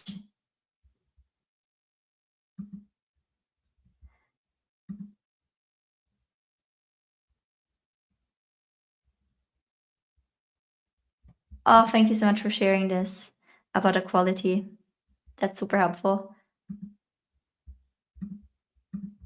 Okay, so I didn't lose all of you, so let's go and let's knock this out. Where do you start? Okay, you start by understanding, deeply, deeply, deeply understanding that you need both sales and emails. Just like Russell is tracking his KPIs, list growth, sales, list growth, sales, list growth, sales. Every single day you need to know how many new people on my list, how many sales. It's just you will optimize what you focus on. Okay, list growth, sales. If you want to be profitable and scale long term and survive in this market, right? List and sales. Okay. In today's market, your personal brand, the relationships you build with your audience, they're the last fourth. At the end of the day, this is really important. Facebook ads has a 7-day attribution window, right? You can use a tool like Hyros to get more accurate data.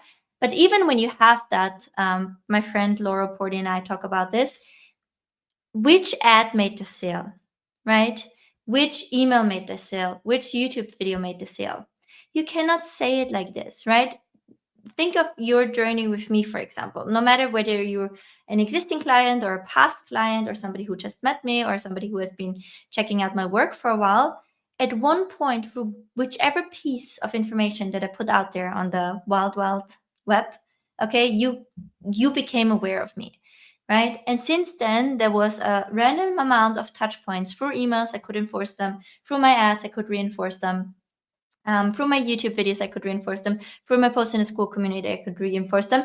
But it's not, if you should convert today, it was not that ad that got you to the workshop, right? It was not that, it will not be that retargeting ad. It is that idea of that brand that has built up in your head.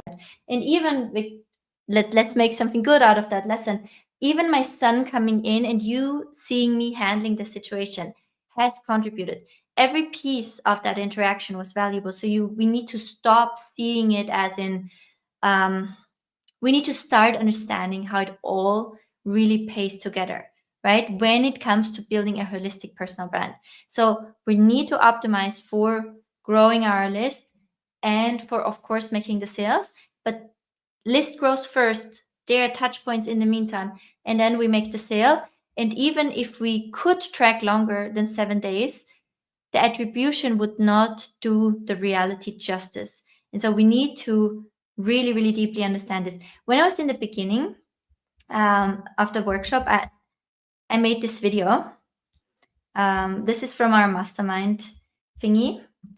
And you see me hysterically drawing arrows, okay, to this bucket, okay?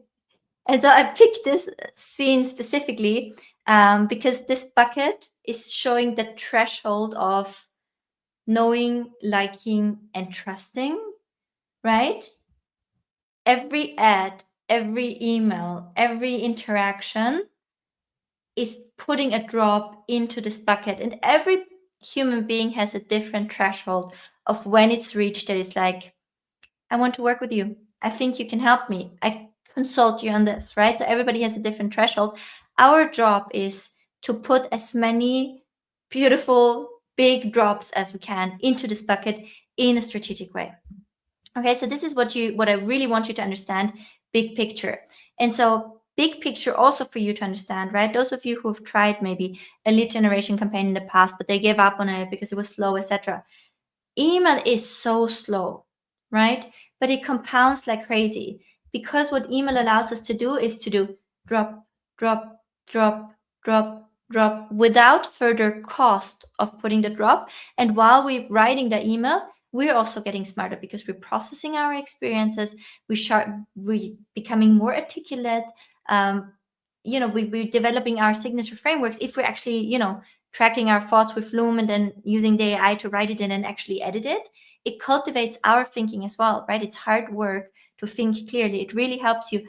And it's drop, drop, drop, drop. And it compounds, right? It will also compound because the next time you make a YouTube video, you already conceptualize that in an email, right? So it helps you as an expert on all levels. So email, really, really slow, but it compounds if you work it. Don't stop using it. For me, it started very, very slow. In the beginning, I thought this is ridiculous. Everybody's saying the money in the list. There's no money in my list. Holy cow, there's money in my list. And it keeps on giving, okay? Because I keep on pouring into it. And with where the market is going, I mean, I think everybody was a little bit shocked by how TikTok was just wiped out and now it's back, but nobody knows how long. I don't want to be in that situation. I don't want to build my business for decades to be in that situation, right? So email compounds like crazy, and you need to sell and build your audience strategically, like all the way from the beginning, because what you also don't have in this market is the time, right? You don't have the time to build an audience into the blue, hoping that you will monetize and that it will just clarify itself up, right? You need to get paid along the way, and you need to be a faster fish. It needs to work for you. It needs to compound for you. And that's what the reverse organic model basically is for. Okay, so back to the 2 campaigns. Where do you start? List and growth and sales is what we want to do. You have 2 options when it comes to operationalizing this. Option A is you have 2 campaigns, okay? You have 1 campaign here, leads, and 1 campaign here, sales. And with the leads campaign, you have a tangible strategic freebie, will be super low cost per lead, right? Growing your email list. And then you have another sales campaign that's directly going to a conversion event. May that be you're directly advertising your paid membership or school. You're sending people to a self-liquidating offer funnel that gives you the opportunity through a one-time or recurring front-end offer, get people in the door, have an average order value, have an order bump that adds average order value, and then one-click upsell into a payment plan of a higher thing, a paid call to enroll people into something else, or a higher priced subscription, right? Or you are running ads to get calls booked, and from those calls you sell higher priced one-to-one coaching packages or coaching programs or courses or service offers, right? So that's the two campaign setup. One strategic freebie brings in the right type of people into your world. Sales campaign harvests the low-hanging fruit. You keep cultivating fruit because you keep bringing people here and having the conversation. So your conversion bucket fills up. You can convert from your email list in there. It will give you pixel data. You can sell more on this end. That's how that system works. The other system is one campaign approach. Okay, here you can do what most people that eventually come to my mastermind do. And you can go for low-hanging fruit and direct response optimization and say, email list is a second thought, right? Building my brand is a second thought. I have this one channel that works and I work it, right? I don't care about building my list and de-risking my business and nurture people. I can just keep doing this until you can't keep doing it anymore, right? Because you hit a ceiling. So you can have only one campaign. That's a sales campaign. It goes to lead capture or some sort of application to a VSL funnel webinar, direct sales to book a call, right? Or it directly goes to an offer. You can do this, but you can only do this so long. And again, it will dry up if you cannot supplement it well. You will eventually stop scaling at a point. You are in the most competitive, most expensive bucket. And it's great for momentum, but it needs a solid foundation to really, really carry you long term. And I'm saying this as somebody who has spent way too much money here, way too aggressively. If I'm now seeing what I'm doing with these workshops compared to what I did with direct ads to school, I was very wasteful with my money, right? But it also was convenient, of course, So eventually, I've learned my lesson here. But I also don't think I would have even come to this point without my email list, right? Because I could generate so many purchases for Grow with Evelyn from my email list. So my pixel knew exactly what my person looks like. My best performing audience was a lookalike audience of my buyer. If I would have not had my email to generate significantly over 100 sales so I can work with a lookalike audience of my buyers, that would have not worked either. Okay, so that's a low-hanging fruit approach. Or we have if you're going for one campaign setup, you have the two birds with one stone approach, which is what I'm doing right now with my lead generation ad, going to my workshop setup, Almost Evergreen Workshop. Again, I'm selling you a fancy name for, remember, it's just fancy names for all the time the same. This is a live launch event, right? It's a workshop that I do. I don't love webinars. I like to give value. So it's just a live launch event, basically, that I'm having most of the time of the month running on a replay. And then once a month, I'm doing it live, combining it with a trial to create an enrollment spike. Okay, so that's what that is. So you need to know one or two campaign approach, what you want to do eventually. Okay, then once you know one or two campaign approach, you also remember that no matter which approach you take, it needs to be carried by middle of funnel and bottom of funnel content, right? We're growing our email list and our socials in reverse organic. So people need to see something there, right? So for years on Instagram, I just did inbound content. So it was not growth content. It's content like this, repurposed from the content that I either do for my members or for my YouTube channel. And this is not geared towards reach. It's geared towards nurturing people who are coming from the ads to check me out and see if I'm a real person. And here you can see I was quite lazy with posting like all together for a while. Now I'm putting this back up a little bit. And other middle of funnel content, for example, is my YouTube channel, where I have videos that are mainly geared towards nurturing my existing audience and especially my members so that they're reminded that I am a helpful person and they come back to the communities to do the work. Okay, so our efforts need to be supported by this. If you can just do one thing, do one YouTube video a week, know that you can just do a Loom. In the pro version of Loom, it automatically edits out all the ums and ahs. Up until I was ready to really invest in the content here, you can see all I did was Loom, and it was perfectly fine for the nurture piece. Okay, so that's important. Now for your ads, basically when you have made your decision if you're going with a 1 or 2 campaign setup, all you need to do is validate, iterate, and then scale. Okay, so validate means that we are doing a balloon test campaign. This looks like this. We're basically creating, now I need to get into Ads Manager to show you this.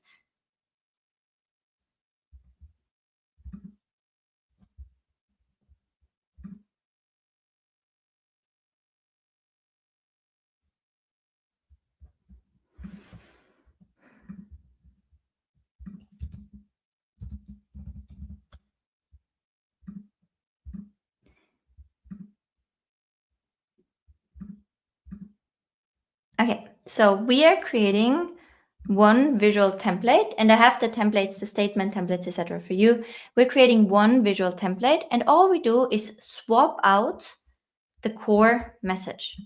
Okay, so it's basically the very same graphic, as little variables as possible. We're just trying to see what core message works best. And then when we're sorting by results, we want to look at the combination of highest results, highest reach, lowest cost per lead. Then we know we have a winning messaging. Okay, so once we have a winning messaging, this was just an example campaign I did for a project I'm doing with my students. But let me actually show you one that I then translated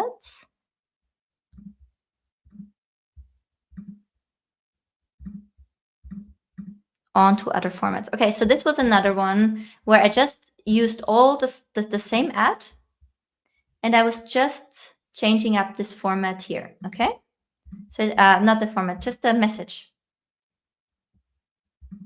And here you can see very, very clear winner here. The other ones almost get no budget, and that's good, right? We know that then it works. So now I knew that the winning messaging here is how I make simple ads that work, which also became the title for this, which also became the title for a YouTube video, and then for other ad formats. So basically what we then did, we just retested the winning message with different formats as well. Okay.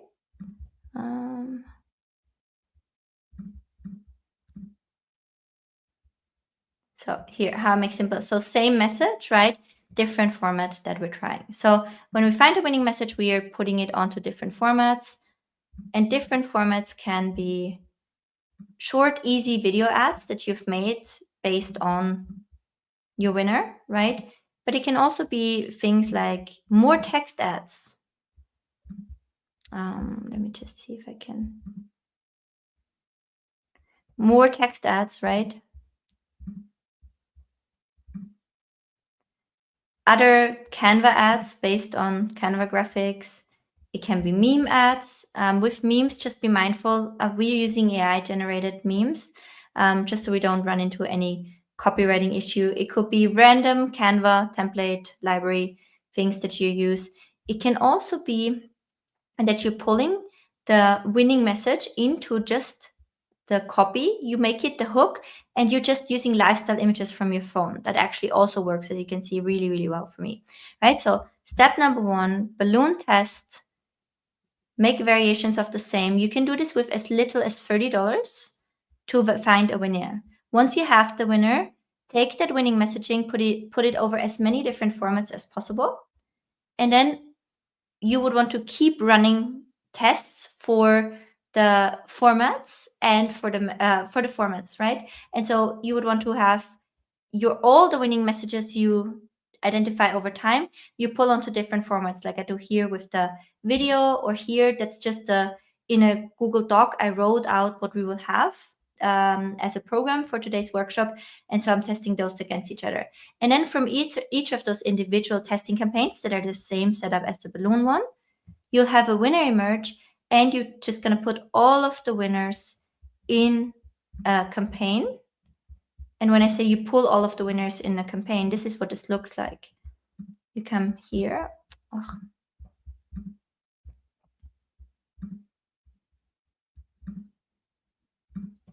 Take the ad, preview it, Facebook post with comment. This is your post ID. And then you go to your campaign where you have all your winners, where you're spending the most. You come to the ads and you duplicate into the original campaign. Instead of create ad, you say use existing post, enter post ID.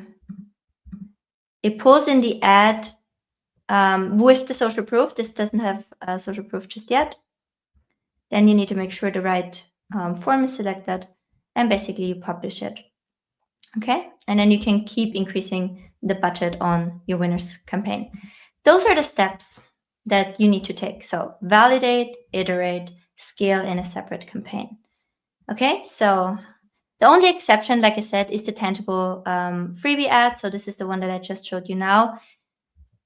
You don't need to do all of this. You can just use my templates and you can just track with it. And that's good news, I think, for those of you that are really at the very beginning and you say, Evelyn, I have very, very limited budget. You can test this for 72 hours with a $10 budget, and then you can reduce the budget to $5 a day.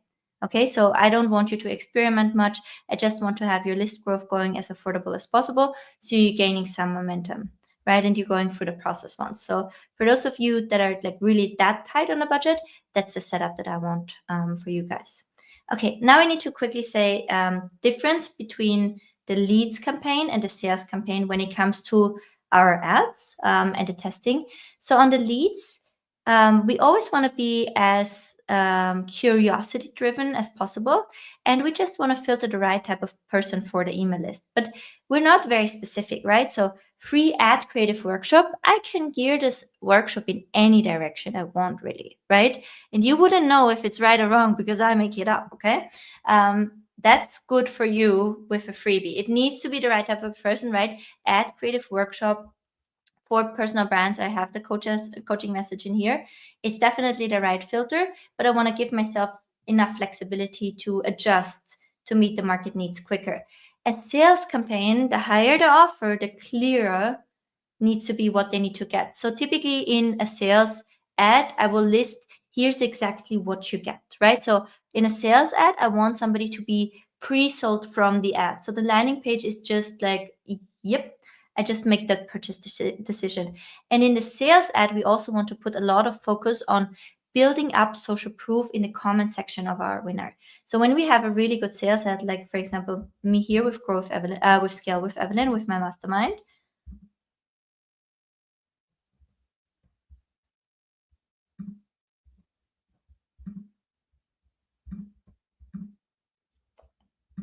we want to have here a ton of social proof building up from your customers. And typically it will start by itself. If it doesn't start by itself, what you can do is you can ask some of your best customers for a favor to leave an honest feedback under your ad. So as soon as you see an ad is really picking up, it's working really well for you, you would want to do that, okay? Here you can see the difference in angle ad testing. So these are angle ads that we're testing. When I'm going for a leads campaign versus a sales campaign, right? So leads, here you can see, and again, when I'm saying leads, I'm excluding the tangible strategic freebie because you just do the template and that's it, right? When we're going for the leads with the angle ads, it's typically very, very, very basic. And when we're going for a sale, it's with the mockup, right? So it's as tangible as possible. And you would want to have your one format. So these were different testing balloons, right? So these, I didn't test all of them in once because it's too many visual variations, because some people might like this and some people might like that. I did those in separate testing campaigns. So same mockup format, different angles for the ad. Okay, this is how I found Monetize Your Personal Growth Journey, which was such a winner for Coach Growth Hub. Now for the copy, of your ad. Again, you can just borrow this. And remember, I have ad templates for you as well. At the end, I'm going to link it at the end in the description of the YouTube video as well. I'm going to send it out per email for all of you that were registered. And in Growth Evelyn, you have them anyways, okay? For your ad copy, for the first version of the ad copy, we want to keep it clean and we want to follow the following formula. Have a hook sentence. Learn to create simple and effective Facebook and Instagram visuals and copy like this one.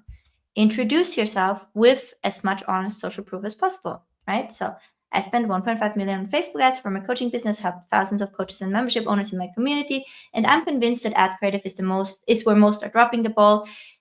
Then you would want to have partial familiarity, intrigue what they get on the lead gen ads, and super clear, straight to the point. Here are the 7 modules and the 17 video lessons and 104 minutes of content on the sales ad, right? So intriguing, clarifying. Okay, lead ad is intriguing, sales ad is clarifying. And then you have a final call to action. Now, really important, compliance check. Okay, I started this with a disclaimer. I also want to make this sure you have this in here right now. These headlines, as well as this copy, you want to check for compliance. This is the more true, the more you are in health and wealth, right? If you're doing anything with a business opportunity, if you're a business coach, you need this tool, honestly, I think. And they have like a free, you can test, I think, up to 5,000 words. Don't quote me on that, but I know that they have a free thing to test.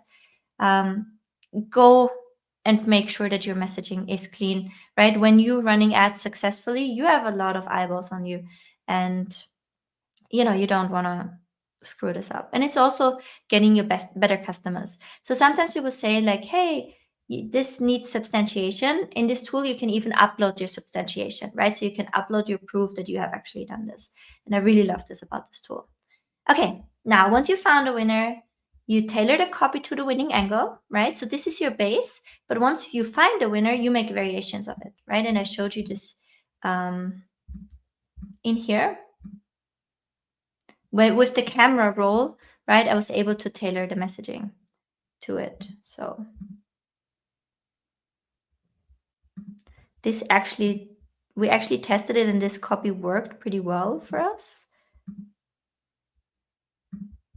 But I know we had other ones as well.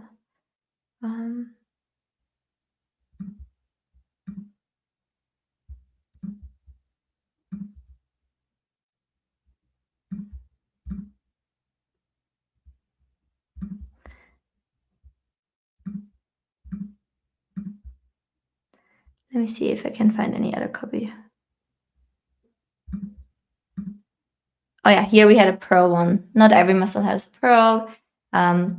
Just as only 1 in 1,000 has it. So these were doing really well for quickly, but then they were not scalable. So I eventually killed them. But I thought this is a winning angle, so I tailored the copy to it. Okay. Then create more messaging variations to test leaning into the winning angle, right? So once you've identified a winning angle, do more of that. Do more variations of what worked. Get the winning angle into more formats, right? Free simple Canva templates, your camera roll, simple videos that you record. Make it really easy on yourself. The goal is to scale it up and pull the messaging across your whole funnel. So when we're now having a winning messaging, like for example, I identified how I make simple ads that work. Of course, I call my next YouTube video that is advertising this, how I make simple ads that work. Of course, I have that on my presentation, right? Of course, that's in every single email that I write, right? So once you have found the winning messaging, pull it across all your funnel. For Coach Growth Hub, once I had the monetize your personal growth journey angle, I would weave that into the above the fold section of my sales page. So really from your ad all the way through the funnel, you then need to pull the messaging back. And you would want to keep testing. That's what we said in the beginning. You need to establish a weekly testing routine to find more format variations of your current winners and test more messaging variations to break into other formats. Okay, so the more you can do this, the better, right? Because the more profitable you can scale up. Every ad angle you find and you're able to pull onto different formats opens you up to a completely new audience. Okay, now the only thing that's left for me to show you is how to set up those campaigns. And this is actually really, really simple. So create. Here you can select whether you want to do leads or you want to do sales. If you want to do leads, you say continue. Now, remember, all of this targeting, it's falling away, right? It's not that relevant anymore. I'm only using tailored campaigns at this point. So you don't need to do manual, you just do tailored. Then here it's important that you have instant forms selected and your page, and you need to accept Meta's terms for instant forms. Select your daily budget with $2.50 to $5 per visual that you want to test, right? So let's say you want to test 10 visuals at $2.50, that would be 25 a day for 72 hours. Maybe you have a smaller budget and you can only test 2, then you're going with $5, okay? It's fine. Now here, Advantage Plus audience versus original audience. I would typically use Advantage Plus, and for your locations, if you don't know what to target the top 4, United States, United Kingdom, Canada, and Australia.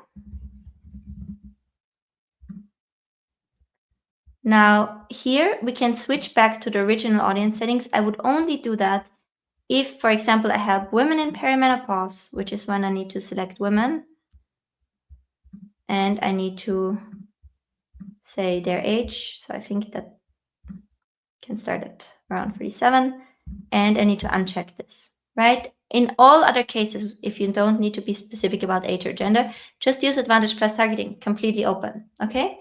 Next, you're going to your creative setup.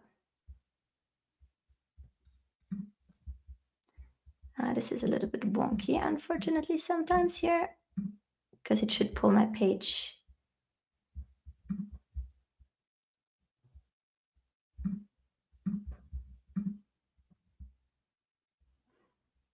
Okay, now we fixed it. Here you can say create an ad, create image ad. You pull your text, right, from the template text. You have your headline, free workshop, ads, workshop. Try to be descriptive here, not fancy. Don't go for any AI variations. Upload your image.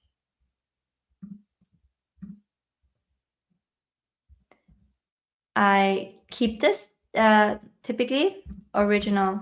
I only do square images, by the way. I don't do any fancy formats, nothing.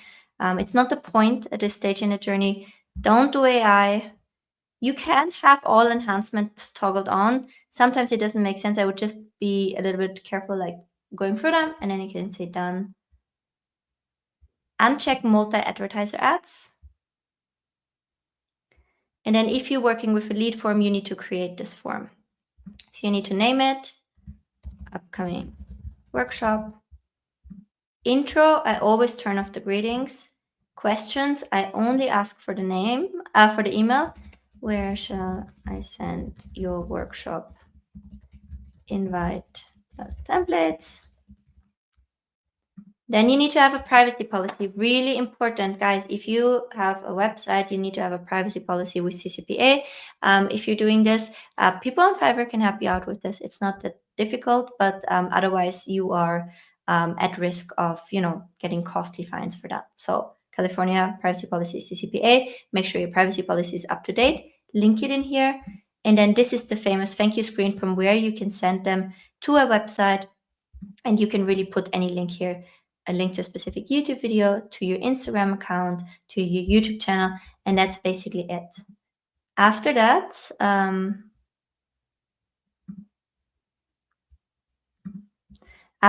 you basically want to publish the ad, and then a lead form needs to be integrated with your email tool. And typically you would want to use a tool like Make or Zapier for that. The setup of a sales campaign works the same. Just go for sales. Advantage Plus. The only thing is, if you have restrictions around age or gender, you need to go with sales manual, because otherwise you're not getting, on most accounts, you're not getting to the gender setting. If you don't have that, you again go for Advantage Plus. Then you select website, and here you can select your conversion events. Okay? That's basically where you will find these things. If you need the integration for the book a call, check out this campaign. I show you exactly how to get that into your account with the custom conversion. Okay, that would explode this workshop to do it, but it's a 8-minute video that you can watch after on my channel. Okay, same process here. You schedule in your ad. Once you've scheduled in your ad, basically all you need to do is you come here, you select it, you duplicate it in the existing campaign, and then all you do is coming in and switching out the visual. I'm pretending this is a different headline in here with the different message, right? And then you click through, and that way you continue until you have all the number of ads with the different messages in the campaign, and then you publish it, and then you let it run for 72 hours, and then you are looking at your balloon ad results, right? You should have a distribution like this, and then you know what angle to lean into. Okay, that's basically it, guys. That's everything I wanted to share with you today. I have a follow-up appointment, but we'll see if we get any questions in. And if you are in Grow with Evelyn, for example, or if you want to check it out with the trial, I am live there again in just 12 hours to have a 4-hour open door Zoom mentoring, right? So if there's more questions, we can also follow up there as well. Okay, so let me just quickly see if I can catch a few ones.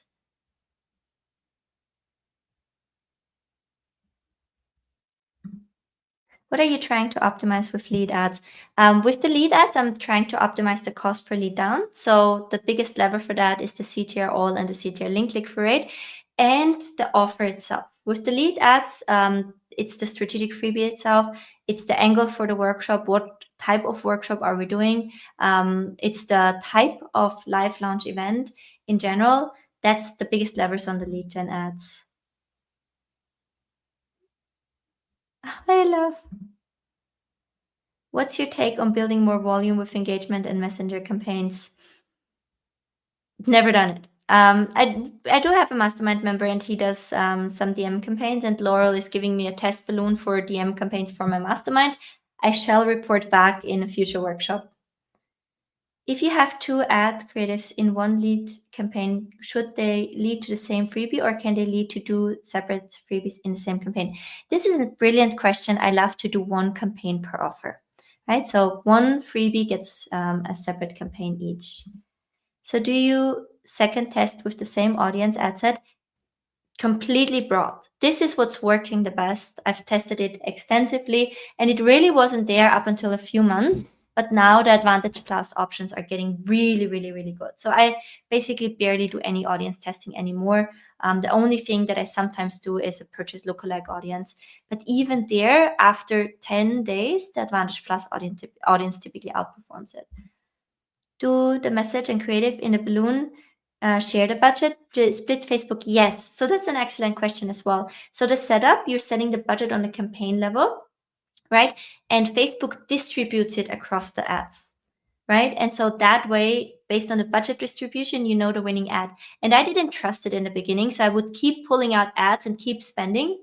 And in all campaigns, it was always the same messages emerging. So that was really cool to see. Thank you so much. Thank you for checking it out. I'll come back on the left for a detailed view. That's awesome. I will make sure to also link the presentation. Awesome. Looking forward to see you. If you're running a sales campaign with 2 images and 1 video after 72 hours, do you turn off the images that haven't performed well and just keep one running with full budget? That's an excellent question. So these days, we only want to turn off ads if they are not performing and consuming a lot of spend. Most of the time, Facebook has figured out the budget distribution so that we should not turn off ads that just get low spend and don't perform from that perspective.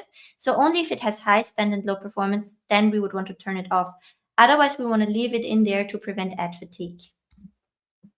For the list building instant form between sending to my YouTube channel versus my free school community, are there pros and cons to make a decision?